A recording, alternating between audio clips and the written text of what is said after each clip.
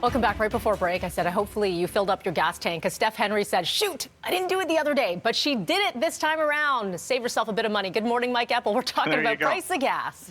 Yep, went up again last night, Melanie, and I'm looking at the charts this morning, and even though the price for oil is down by 2%, yeah, don't expect the price for gas to come down all that quickly. It always goes up fast and then, kind of floats back lower. But the problem, of course, is this ongoing issue in Texas, where they've got the power back on, so that's good for the state, but they're looking at some of those refineries in the state that were shut down because of all of the weather issues, and they're saying it could take weeks to get them back up and running. You don't just flip a switch to restart a refinery.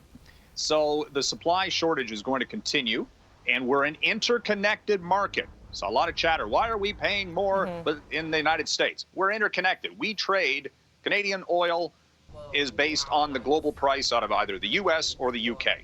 That's how it works. Same thing for refined gasoline, and it is at its highest level in more than 2 years this morning at $1.80 per gallon, which is just going to keep our prices here elevated. Wow. The visuals we just saw right before there, those were lumber visuals, and there's a reason why we were showing those to you. What's going on? Lumber prices at record highs on the, again, traded markets. Lumber's a commodity. And because there's a building boom going on, we've got a housing shortage. And in the States, they're building houses by the bushel full. Anyway. By the what? What did he say? I was going to say bushel full. I don't know how to describe it. I don't know how you describe it. Yes. It's a boom time. It's a boom time. So when there's, again, a lot of demand for something, not enough supply, prices go up. So even new construction, you're going to see higher prices when you go and look at the sale price. It's just the whole market is going up regardless of whether it's new build or currently constructed properties. You've been looking around, though, doing a little bit of shopping if you're looking for some affordable places, according to Zoocasa, to live.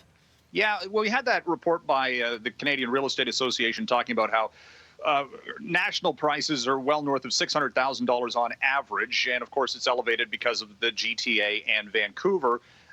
Look outside the GTA. If you don't have to live here, you can find more affordable cities and not that far away. London, St. Thomas is around $450,000. Windsor, Essex, a little less expensive than that. You go up to Ottawa, you're looking at around $513,000. Gatineau, just across the river, is around $300,000. And again, these are average prices.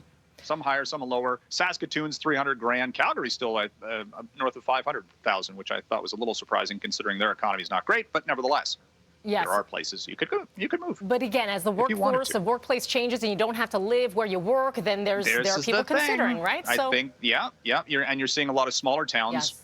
See a lot of new residents coming in just because you can buy for much cheaper and you don't have to necessarily go to the office every day. Absolutely. Living the dream. All right, Mike, hopefully have a great weekend. Thanks for chatting. We'll talk to you again Monday. Thank you. Bye. 6:15, that's your time right now. And if you are in your 20s, you're healthy in Canada, you're waiting months longer before you get your COVID vaccine, right? Well, that is not the case in Israel. Coming up next, we're going to talk to a young woman living there.